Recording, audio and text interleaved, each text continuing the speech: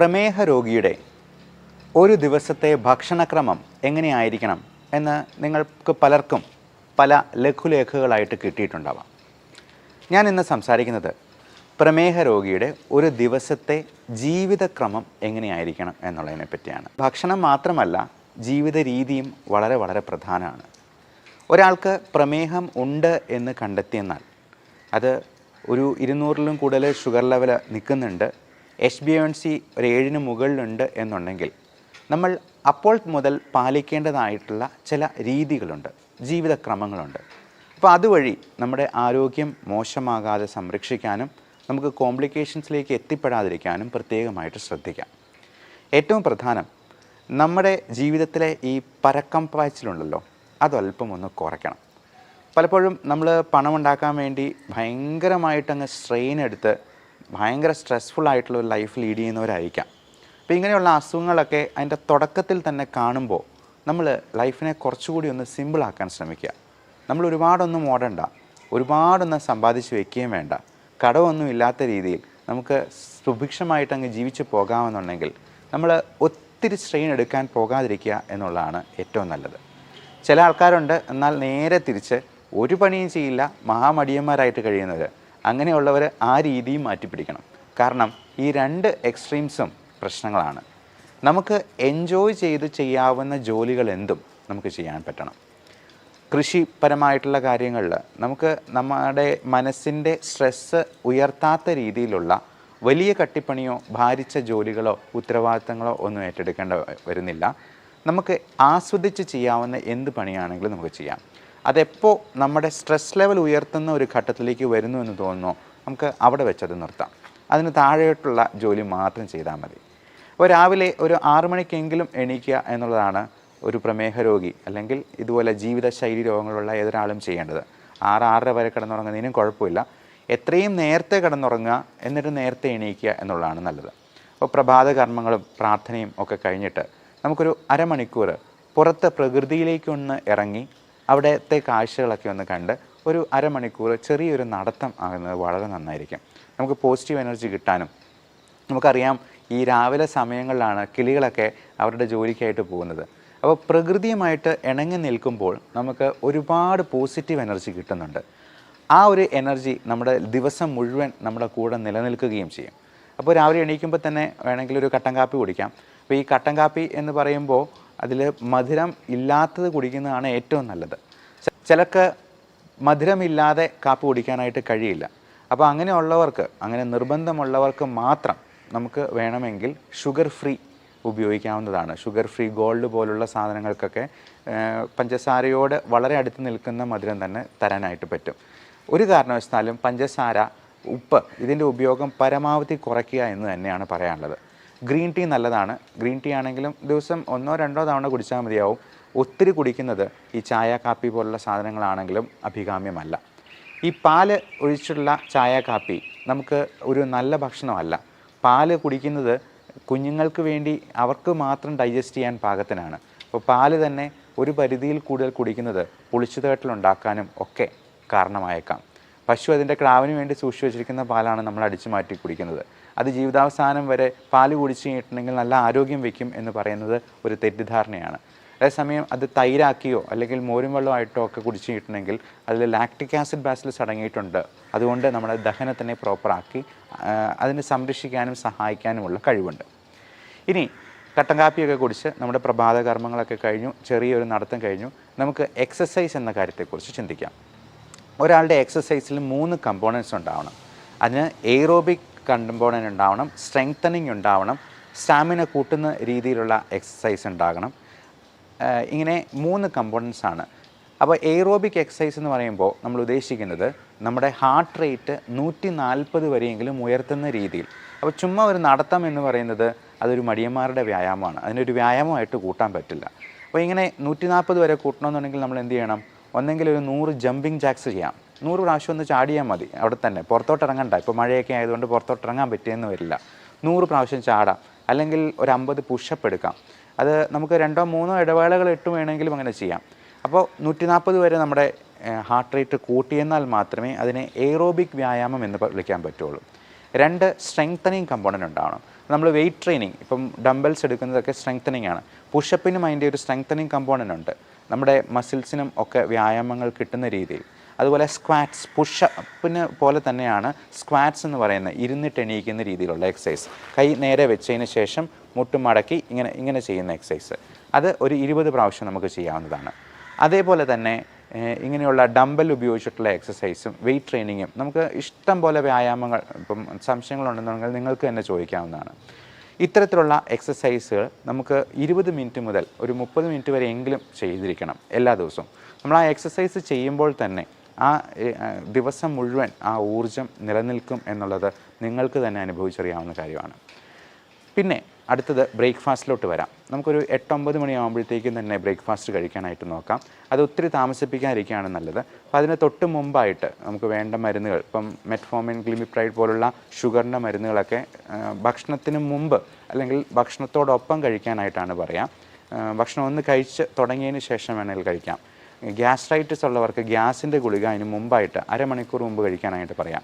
അപ്പോൾ ഈ മരുന്ന് കഴിക്കാനായിട്ട് നമുക്ക് കൃത്യമായിട്ട് മൊബൈലിൽ അലാം വെച്ച് ശ്രദ്ധിക്കാം. നമുക്ക് മൊബൈലിൽ തന്നെ 3-4 പ്രാവശ്യം അലാം വയ്ക്കാം. ഇതടിക്കുമ്പോഴത്തേക്കും നമുക്ക് പോയി മരുന്ന് കഴിക്കുകയും അതിന് ശേഷം ഭക്ഷണം കഴിക്കുകയും ചെയ്യാം.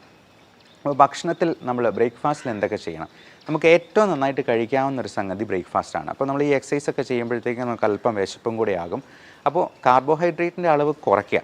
അപ്പോൾ ഒരു പ്ലേറ്റ് എടുത്തെന്നാൽ അതിൽ 1/4 മാത്രം കാർബോഹൈഡ്രേറ്റ്, 1/4 പ്രോട്ടീൻ എന്ന് പറഞ്ഞാൽ മുട്ടയുടെ വെള്ള അല്ലെങ്കിൽ ഇറച്ചി, മീൻ, ഇപ്പം അല്ലെങ്കിൽ കടല വിഭാഗത്തിൽപ്പെടുന്ന പയറ് വർഗ്ഗത്തിൽപ്പെടുന്ന എന്തെങ്കിലും കറികൾ ഒക്കെ ധാരാളമായി കഴിക്കാം. പിന്നെ ഒരു 1/4 നമുക്ക് പച്ചിലക്കറികൾ, ഗ്രീൻ ലീഫി വെജിറ്റബിൾസ് ആണ്. അത് എന്തെങ്കിലും തരത്തിലുള്ള സാലഡ്, ഒരു കുക്കുംബറായിട്ടോ അല്ലെങ്കിൽ ചീരയുടെ എന്തെങ്കിലും ആയിട്ടോ, ഗ്രീൻ ലീഫി ആയിട്ടുള്ള എന്ത് വെജിറ്റബിൾസ് ആണെങ്കിലും ഇതിന് കുഴപ്പമില്ല. സ്പൈനാഷ് എന്നൊക്കെ പറയുന്ന, അല്ലെങ്കിൽ ബ്രൊക്കോളി, അല്ലെങ്കിൽ കുക്കുംബർ തുടങ്ങിയവയെല്ലാം നമുക്ക് ഉപയോഗിക്കാവുന്നതാണ്. പിന്നെ 1/4 അധികം മധുരമില്ലാത്ത പഴങ്ങൾ. മധുരമില്ലാത്തത് എന്ന് പ്രത്യേകം പറയാൻ കാരണം മാങ്ങാപ്പഴമോ അല്ലെങ്കിൽ ചക്കപ്പഴമോ അല്ലെങ്കിൽ ചെറുപഴമോ ഒക്കെ കഴിച്ചെന്നാൽ അതിൽ ഹൈ ഫ്രക്ടോസ് കണ്ടൻറ്റ് ഉള്ളതാണ്. അത് തന്നെ നമ്മുടെ ഷുഗർ കൂട്ടാനായിട്ട് ഇടയാക്കും. ഏറ്റവും പ്രധാനം ഈ ഭക്ഷണം കഴിച്ചു കഴിഞ്ഞാൽ മെയിൻ കോഴ്സിന് ഇടയിലുള്ള സ്നാക്സാണ്. പലപ്പോഴും നമ്മൾ ബാക്കിയെല്ലാം വളരെ ശ്രദ്ധിച്ച് കഴിക്കും. ഈ സ്നാക്സിന് പകരം നമ്മൾ ഉഴുന്നുവടയോ പഴംപൊരിയോ അല്ലെങ്കിൽ പേസ്ട്രിയോ കേക്കോ ബിസ്ക്കറ്റോ ഒക്കെ കഴിച്ച് കഴിയുമ്പോഴത്തേക്കും നമ്മളൊരു ഊണ് കഴിക്കുന്നതിനേക്കാൾ കൂടുതൽ കാലറി ഉള്ളിലോട്ട് പോവുകയാണ് ചെയ്യുന്നത്. അതുകൊണ്ട് ഇടയ്ക്ക് നിങ്ങൾ സ്നാക്സ് കഴിക്കുന്നുണ്ടെങ്കിൽ അത് ഒരു ആപ്പിളിൻ്റെ കഷ്ണമോ ഫ്രൂട്ട്സ് ആയിട്ടോ അല്ലെങ്കിൽ വെജിറ്റബിൾസ് ആയിട്ടോ കഴിക്കാം. മധുരമില്ലാത്ത ഒരു ചായയായിട്ട്, അതും പാല് ചേർക്കാതെ കഴിക്കുന്നത് തന്നെയാണ് നല്ലത്. ഇടയ്ക്കിടയ്ക്കെല്ലാം നന്നായിട്ട് വെള്ളം കുടിച്ചുകൊണ്ടിരിക്കുക. നമ്മൾ വെള്ളം കുടിക്കുമ്പോൾ തന്നെ നമ്മുടെ വിശപ്പൊന്ന് അടങ്ങും. അപ്പം ഇൻ കേസ് ഷുഗർ കുറഞ്ഞു പോകുന്ന ഒരു ലക്ഷണം കാണിക്കുന്നുണ്ടെങ്കിൽ നിങ്ങൾക്ക് ഗ്ലൂക്കോമീറ്റർ വെച്ചിട്ട് സ്വയം നോക്കാൻ പറ്റണം.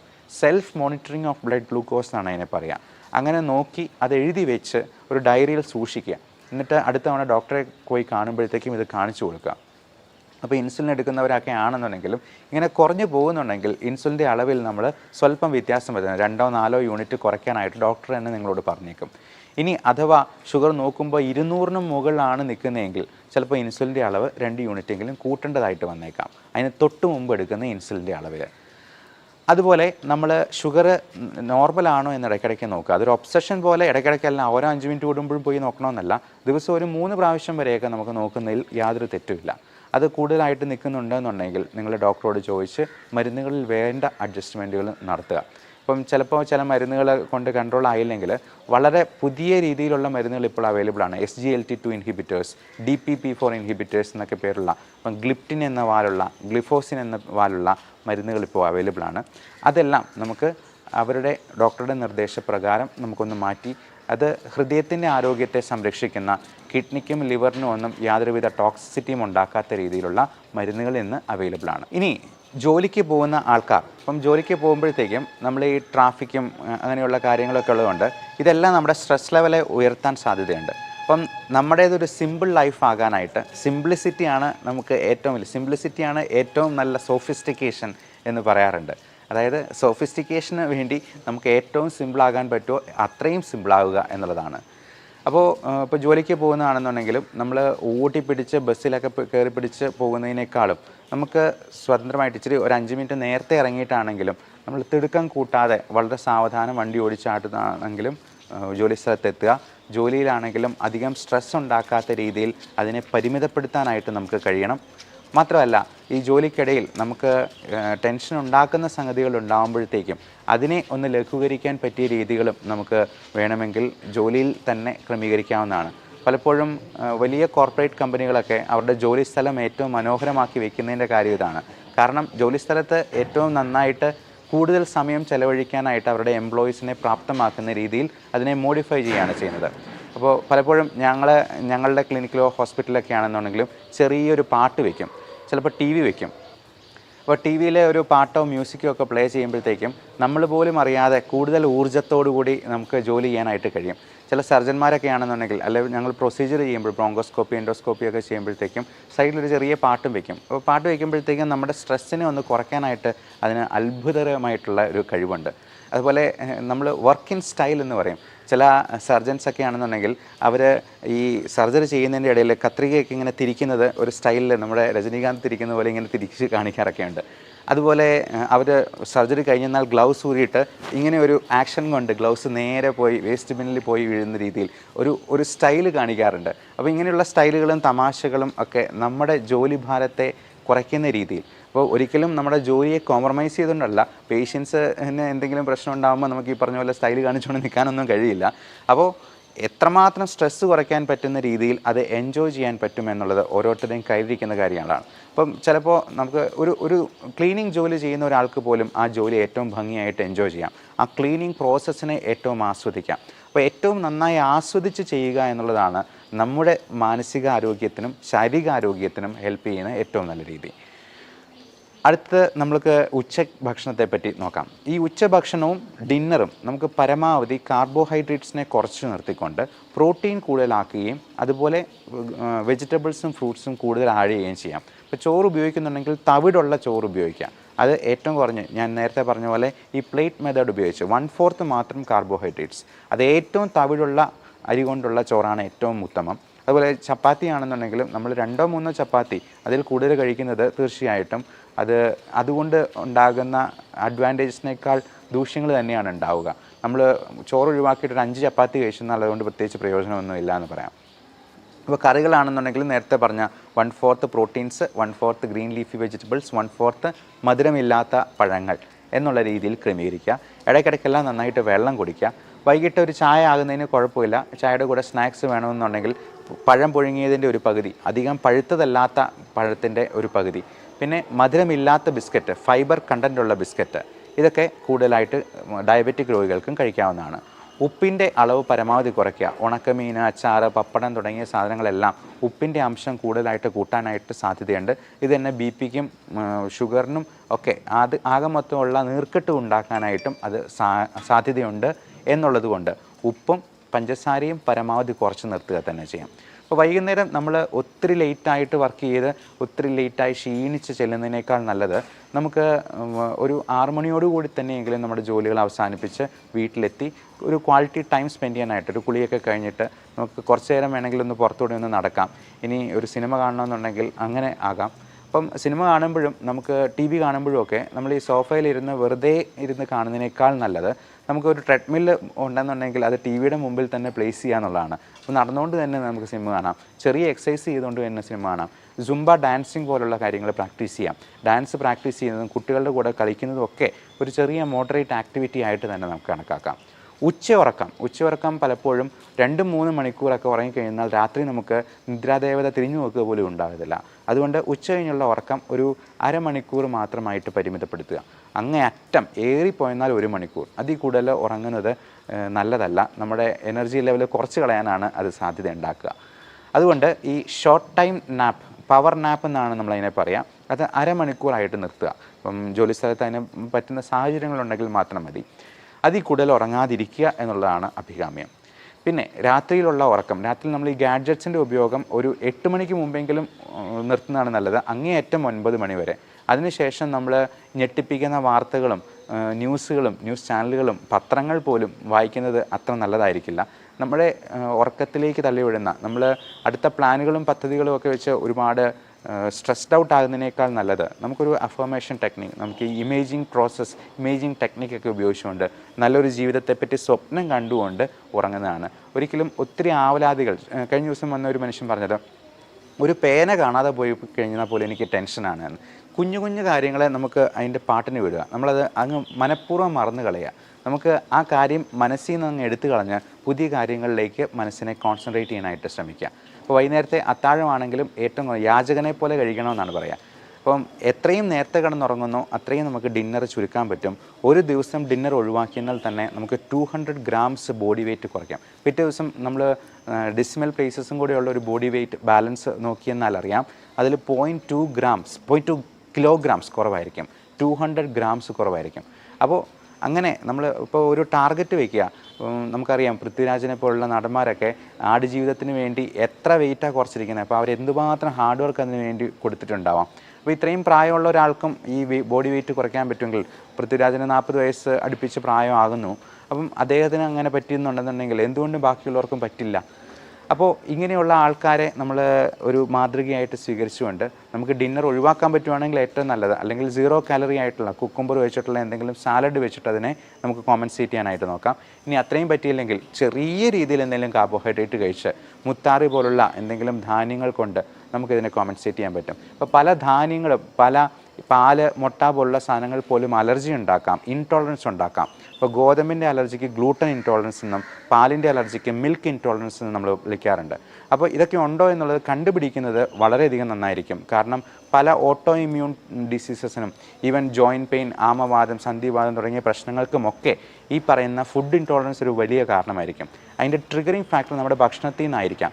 അതുപോലെ നമ്മുടെ എൻവയൺമെൻറ്റൽ എക്സ്പോഷറിലുള്ള ഇപ്പം നായ, പട്ടി, പൂച്ച, മുയൽ തുടങ്ങിയ സാധനങ്ങളും പൊടിച്ചെള്ള്. ഇപ്പം എനിക്ക് അലർജി പാനൽ ടെസ്റ്റ് ചെയ്തപ്പോൾ എനിക്ക് 3 തരത്തിലുള്ള പൊടിച്ചെള്ളിനും 1 തരത്തിലുള്ള ഫംഗസിനും അലർജി ഉണ്ടായിരുന്നു.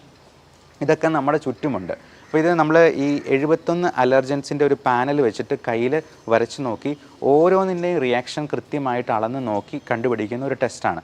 അതിൽ ഒഴിവാക്കാൻ പറ്റാത്ത സംഗതികൾക്ക് ഇമ്മ്യൂണോതെറാപ്പി എന്ന് പറയുന്ന ഒരു ചികിത്സാ മാർഗം വഴി, നിങ്ങൾ കഴിഞ്ഞ ജൂലൈ 6-ാം തീയതിയിലത്തെ പത്രത്തിൽ ഫ്രണ്ട് പേജിൽ തന്നെ ഈ ഇമ്മ്യൂണോതെറാപ്പിയെ പറ്റി ഒരു വാർത്തയുണ്ട്. അത് ആ ഇമ്മ്യൂണോതെറാപ്പി വഴി ക്യാൻസർ പൂർണ്ണമായിട്ടും, സ്റ്റേജ് 4-ലായിരുന്ന ക്യാൻസർ പൂർണ്ണമായും സുഖപ്പെട്ട ഒരു ലേഡിയുടെ, ഒരു നേഴ്സായിരുന്നു അവർ. അപ്പം അവരുടെ ഒരു കഥയുണ്ട്, നിങ്ങൾക്ക് അതിൽ നിന്ന് നോക്കാവുന്നതാണ്. അപ്പം ഇങ്ങനെയുള്ള പുതിയ നൂതനമായിട്ടുള്ള ചികിത്സാ മാർഗ്ഗങ്ങളുണ്ട്. ഇനി ചികിത്സയ്ക്ക് പോയില്ലെങ്കിലും നമുക്ക് എന്താണ് പറ്റാത്തത്, നമ്മുടെ ഭക്ഷണത്തിൽ എന്തൊക്കെ ഒഴിവാക്കണമെന്ന് കണ്ടുപിടിക്കാനെങ്കിലും ഇത്തരത്തിലുള്ള ടെസ്റ്റുകൾ നമ്മളെ സഹായിക്കും എന്ന് ഓർമ്മിപ്പിക്കുന്നു.